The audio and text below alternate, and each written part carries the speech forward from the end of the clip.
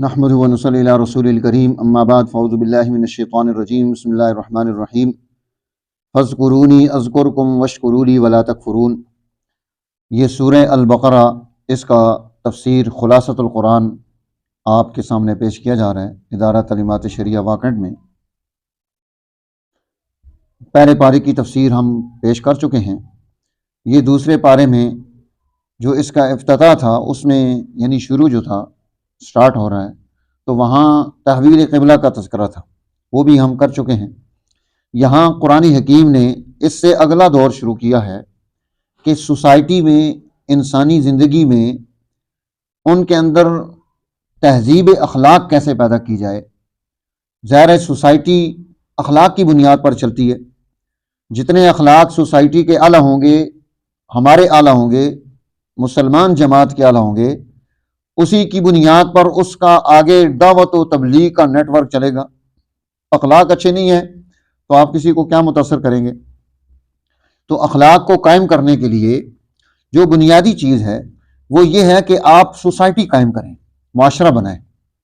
کسی اور کے معاشرے میں آپ اخلاق پیدا نہیں کر سکتے۔ وہ ایسے ہی ہوگا کہ آپ جو ہے لباس کسی اور کا ہو اور پہنا کسی اور کو دیں۔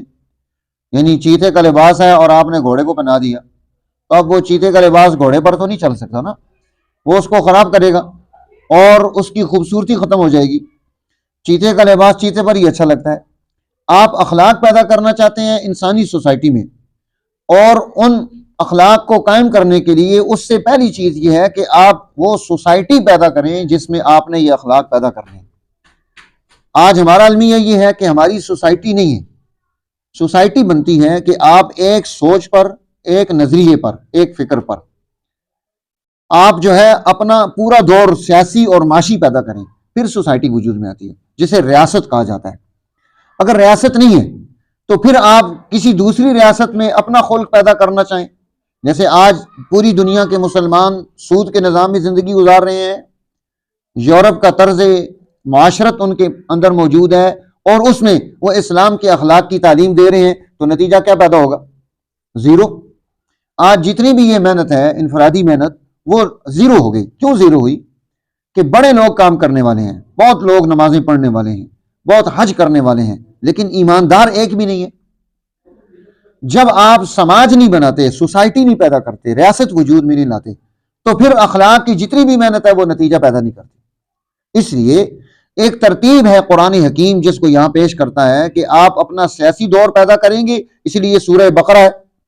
سورہ بقرہ ہمیں سکھاتی ہے کہ ہم سیاسی دور کیسے پیدا کریں گے۔ حضرت عمر رضی اللہ تعالیٰ عنہ نے حضور نبی اکرم صلی اللہ علیہ وسلم سے یہ چیز سیکھی، یہ سورت سیکھی، 9 سال لگائے، 11 سال لگائے۔ اب وہ عربی سمجھنے والے لوگ اس ایک سورت پر 11 سال لگا رہے ہیں، تو اس کا مطلب ہے کہ یہ کوئی اہم چیز ہے۔ تو اس سورہ مبارکہ کی اہمیت، پھر آپ دیکھیں کہ اس سورت نے بالکل سب سے بنیادی اکائی گھر سے کام شروع کیا ہے، سٹارٹ گھر سے لیا ہے۔ آپ کو یہاں نکاح کے مسئلے ملیں گے، طلاق کے ملیں گے، رضاعت کے مسئلے ملیں گے۔ بھئی رضاعت کے مسئلے کیوں پیش کیے جا رہے ہیں سیاسی نظام میں؟ اس لیے کہ جس طرح ایک چھوٹے بچے کو ماں اور باپ مل کر اس کو پروان چڑھاتے ہیں، اسی طرح ایک سوسائٹی، ایک ریاست، اس کے لیے بھی حکومت جو ہوتی ہے وہ ماں باپ کا درجہ رکھتی ہے، کہ وہ حکومت ماں باپ کی طرح اس نوزائیدہ سوسائٹی کو آگے بڑھائے گی، اس کی بنیادی ضرورتوں کا خیال رکھے گی۔ آج آپ دیکھیں بنیادی ضرورتیں ہماری سوسائٹی میں نہیں۔ آج یہ رمضان المبارک چل رہا ہے، کتنے گھر ایسے ہیں کہ جن گھروں میں آج فروٹ جانا بند ہو گئے۔ کیسے لے سکتے ہیں؟ 300-400 روپیہ درجن کیلا ہے، 300-400 روپیہ کلو سیب ہے، اور اسی طرح ساری چیزیں ہیں۔ اب وہ غریب آدمی جس کا روزگار ہی نہیں ہے، جس کی دیہڑی نہیں لگی، جس کی اتنی تنخواہ ہے کہ وہ اس تنخواہ میں کیا کرے گا؟ 15-20 ہزار 30 ہزار میں وہ کیسے سروائیو کرے گا؟ زندگی کیسے گزارے گا؟ وہ روزہ کیسے رکھے گا؟ وہ روزے میں اپنے بچوں کو خوشیاں کیا دے سکتا ہے؟ اب یہ قرآن حکیم ہمیں اس کی طرف توجہ دلاتا ہے کہ ہم اپنی سوسائٹی کا خلق کیسے پیدا کریں گے، اس کے اندر کون سی چیزیں پیدا کریں گے۔ یہاں سے قرآن حکیم نے تذکرہ شروع کیا، فَاذْكُرُونِي أَذْكُرْكُمْ وَاشْكُرُوا لِي وَلَا تَكْفُرُونَ۔ سب سے پہلے ذکر ہے، دوسری چیز اس میں آ گئی شکر، اور تیسری چیز اس میں آ گئی الصلاۃ، نماز، اور چوتھی چیز جو ہے اس میں آ گئی تعظیم شعائر اللہ، پانچویں چیز اس میں آ گئی دعا۔ یہ پانچ چیزیں یہ جو ہے اخلاق کے اعتبار سے ہم اپنی سوسائٹی میں ہم اپنے اندر پیدا کرنی ہے۔ اب دیکھو ذکر، اب بھوکے آدمی کا ذکر کیا ہوگا؟ روٹی۔ اللہ تعالیٰ اپنی مخلوق کو وہ رجانا چاہتا ہے، اس کا پیٹ بھرنا چاہتا ہے، اس کی ضرورتیں پوری کرنا چاہتا ہے، اسی لیے تو اس نے اتنی بڑی کائنات بنائی ہے، اور اس کائنات میں تمام چیزیں اس نے یہاں پر پھینک دی ہیں۔ آپ کو اس نے یہ نہیں کہا کہ پانی حاصل کرنے کے لیے میری فلاں جگہ جانا، آپ جس گھر میں رہتے ہیں اسی کے اندر آپ بور کرتے ہیں، وہاں سے پانی نیچے سے آ جاتا ہے۔ نیچے پانی کس نے پیدا کیے؟ انسان کی دسترس میں، اس کی سہولت میں ہوا ہر انسان کو مل رہی ہے، آکسیجن۔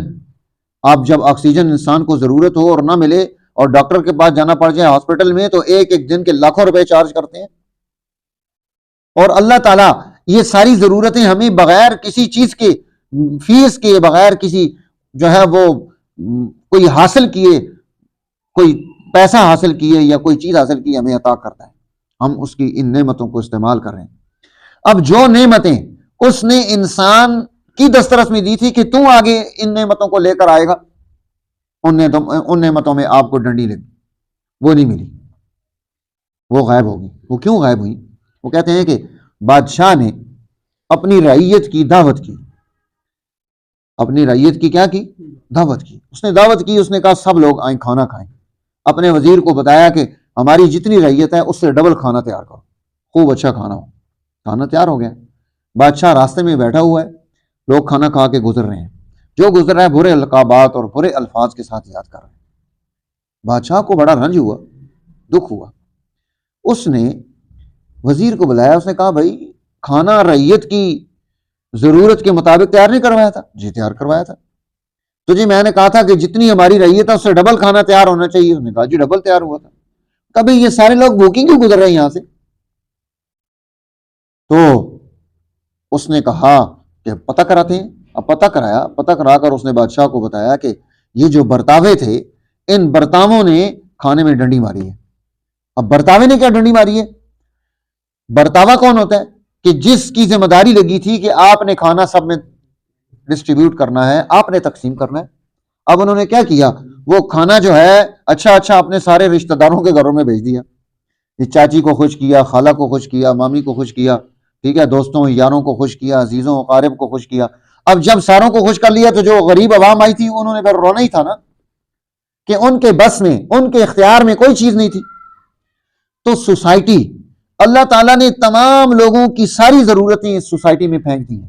زمین اتنی زرخیز ہے کہ ہر چیز یہاں سے پیدا ہوتی ہے۔ آپ اپنے ملک کو دیکھ لیں، ہماری زمین سے گندم پیدا ہوتی ہے، اناج یہاں سے پیدا ہوتا ہے، پھل یہاں پر پیدا ہوتا ہے، 4 موسم ہے یہاں پر، یہاں سے کوئلہ نکلتا ہے، یہاں سے جو ہے نا پیٹرول نکلتا ہے، یہاں سے گیس نکلتی ہے، یہاں سے ماربل پیدا ہوتا ہے، یہاں نمک کی کانیں ہیں، یہ کھیوڑا میں چلے جائیں آپ، نمک ہے۔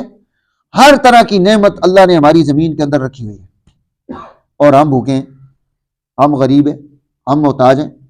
اور پھر صرف یہ ایک نعمت نہیں، ہم جس مقام پر ہیں ہمارے پاس 2 راستے ہیں، خشکی کا راستہ بھی ہے، اس پوری سوسائٹی کو آپس میں لنک کرنے کا طریقہ راستہ بھی ہے۔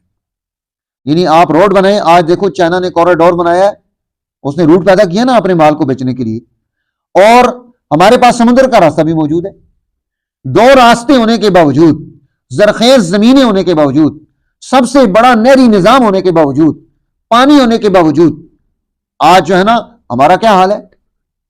ہم مصیبت اور پریشانی میں مبتلا ہیں۔ کیوں؟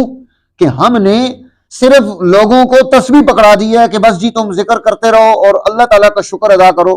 بھائی اللہ تعالیٰ کا شکر کیسے ادا کرے گا؟ وہ اس کا ذکر کیا کرے گا؟ اس کا شکر کیا ادا کرے گا؟ تو قرآن حکیم ہمیں یہاں تعلیم دیتا ہے کہ اسی طرح اب دعا، یہاں قرآن نے خلق سکھایا کہ آپ دعا کریں۔ دعا کہاں ہوتی ہے؟ آج پوری دنیا کے مسلمان اپنی تمام مسجدوں میں بیٹھ کر جو ہے نا بددعائیں دے رہے ہیں، امریکہ تباہ ہو جائے، فلانا تباہ ہو جائے، یہ ہو جائے، وہ ہو جائے۔ کچھ بھی نہیں ہوتا۔ حرم مکی میں، حرم مدنی میں امام حرمین وہ یہود اور جو ہے نا اسرائیل کی تباہی کی بددعائیں گزشتہ 40-50 سال سے کر رہے ہیں، وہ ترقی کر رہا ہے۔ کیوں؟ اللہ کے نبی دعا مانگ رہے ہیں میدان بدر میں، آپ پارٹی پیدا کر کے دشمن کے مقابلے میں کھڑے ہیں، اب دعا مانگ رہے ہیں۔ کہ اللہ اس جماعت کو ہلاک نہ کرنا، اللہم ان تہلک ہذہ العصابہ، اے اللہ اگر یہ جماعت ہلاک ہوگی لم تعبد ابدا، پھر تیری عبادت و بندگی کرنے والا کوئی نہیں آئے گا۔ اب دیکھو میدان بدر میں دعا ہو رہی ہے، مسجد نبی شریف میں بیت اللہ الحرام میں بیٹھ کر دعا نہیں مانگی، آپ میدان میں نکلتے ہیں، دشمن کی پالیسیوں کو فیل کرتے ہیں، اپنے نوجوانوں کو باشعور بناتے ہیں، ان کے اندر عقل پیدا کرتے ہیں۔ آج اس کی ضرورت ہے۔ ہم صرف جو ہے فرقہ واریت کی باتیں کر کے، ایک دوسرے پر اٹیک کر کے ہم اپنی نسل کو شعور نہیں دیتے۔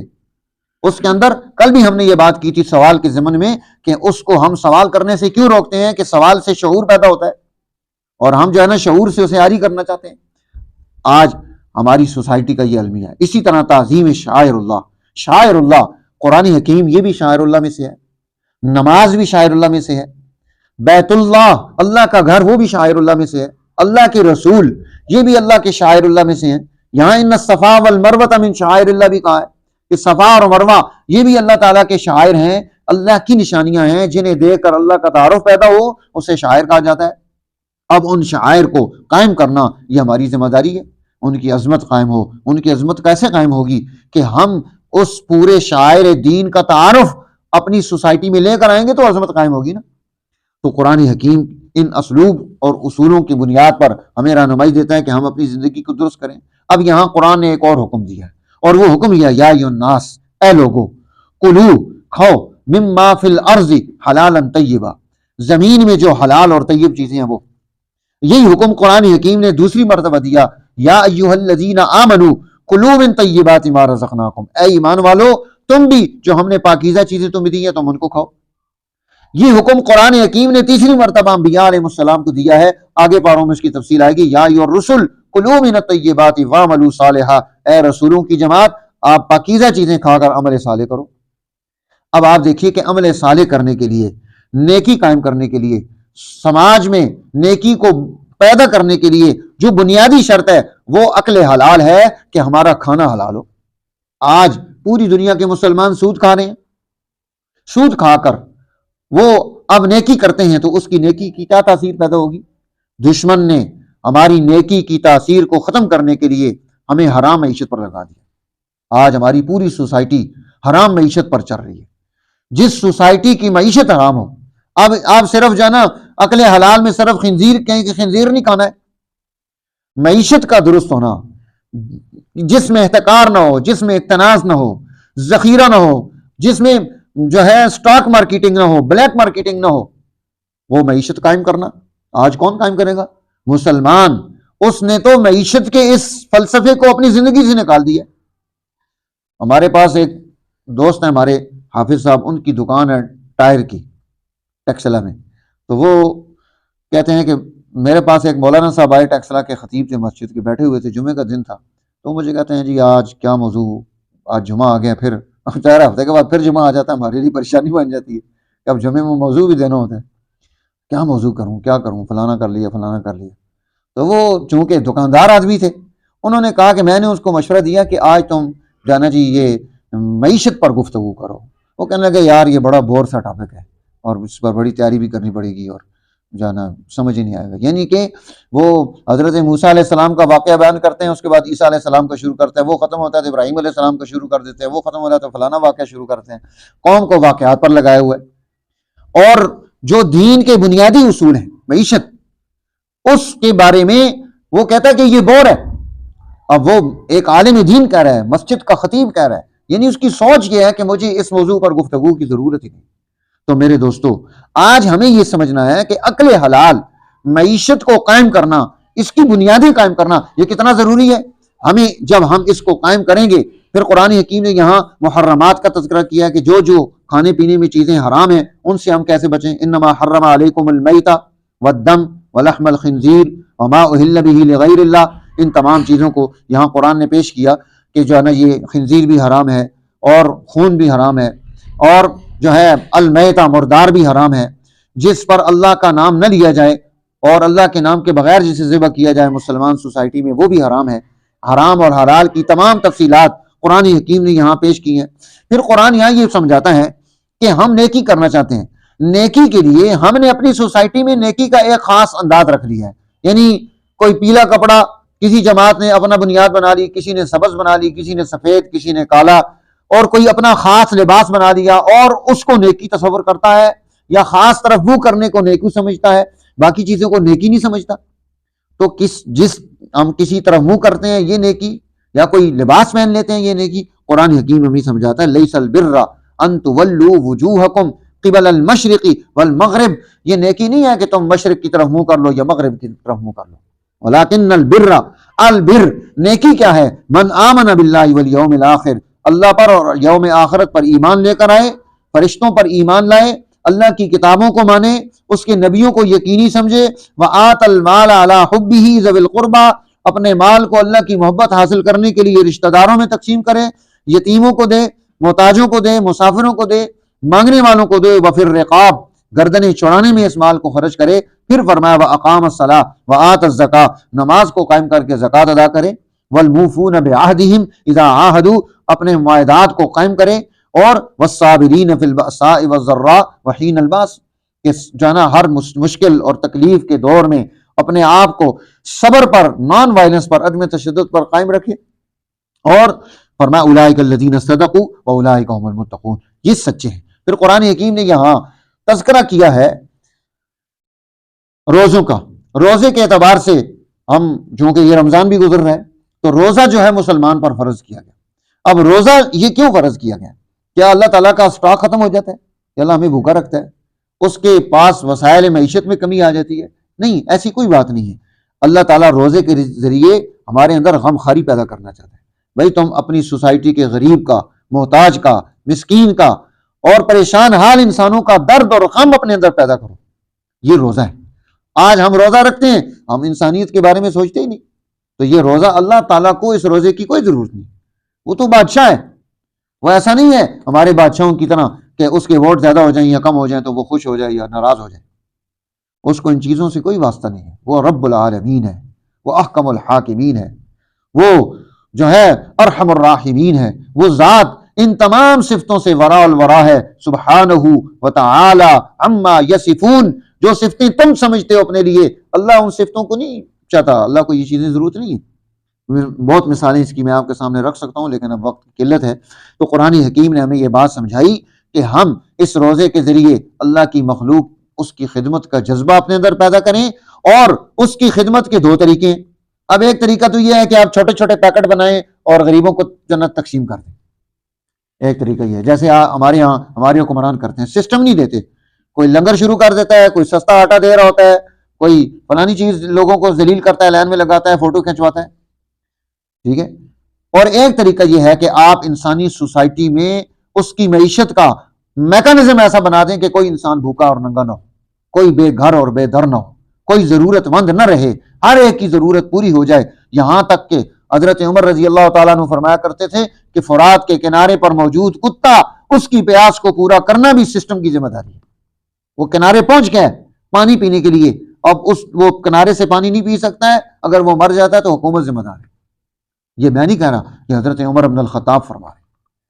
اور انہوں نے نظام پیدا کیا کہ کتا بھی بھوکا نہ مرے، کتا بھی پیاسا نہ مرے. تو میرے دوستو، آج اس بات کی بڑی ضرورت ہے ہمیں کہ ہم ان چیزوں کو سمجھیں. قرآن حکیم ہمیں یہ رہنمائی دیتا ہے کہ ہم اپنی زندگی کی بنیاد کس پر رکھیں گے.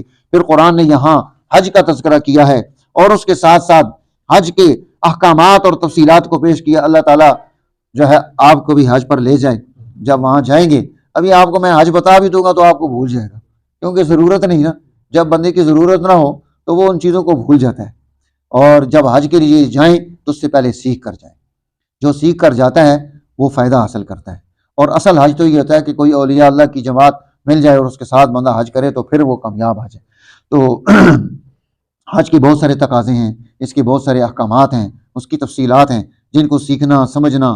ہاں ایک بات ہے، دل میں حضور علیہ السلام نے فرمایا جس کے دل میں حج کرنے کی تمنا نہیں ہے، پھر وہ یہودی ہو کر مرے یا عیسائی ہو کر مرے، اس کو اسلام کے ساتھ اس کا کوئی لنک نہیں. دل میں تمنا رکھنا، دل میں یہ خواہش رکھنا کہ اللہ تعالیٰ مجھے حج پر لے جائے.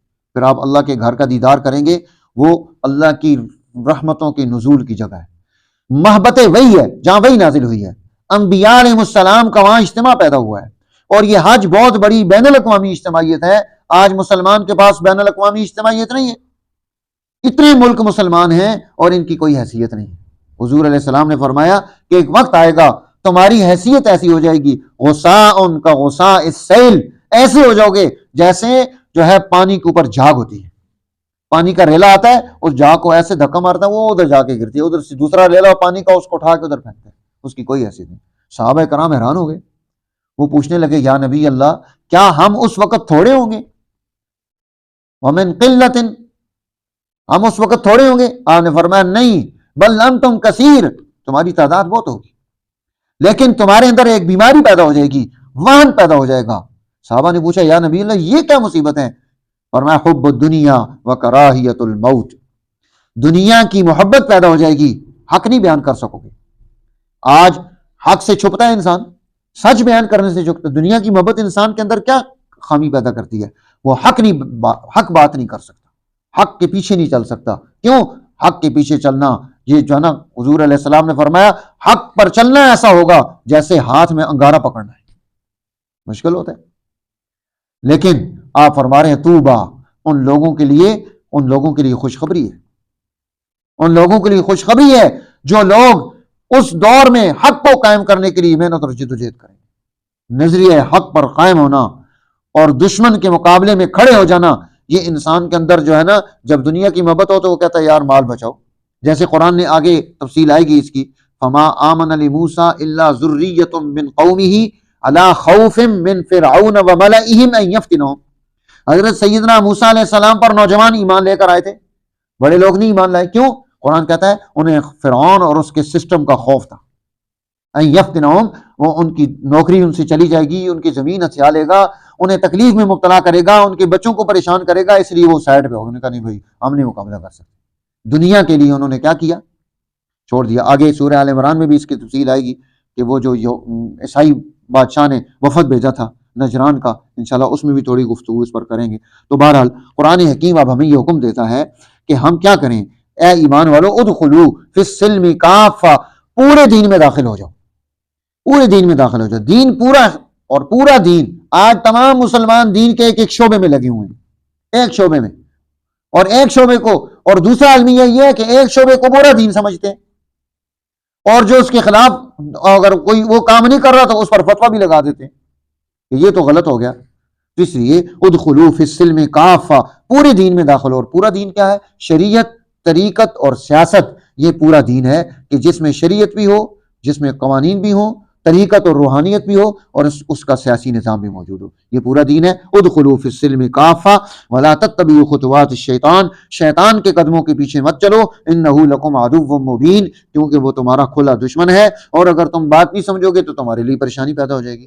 تو قرآن حکیم نے ہمیں یہ رہنمائیاں دی، ہم قرآن کے ساتھ نسبت قائم کریں، اللہ تعالیٰ ہمیں اس کی برکات عطا فرمائے اور اس کے ساتھ جو ہے محبت نصیب فرمائے۔ ماشاءاللہ آپ دور سے یہاں آتے ہیں سیکھنے کے لیے، اللہ تعالیٰ ہماری ان محنتوں کو نتیجہ خیز فرمائے۔ وآخر دعوانا الحمدللہ رب العالمین۔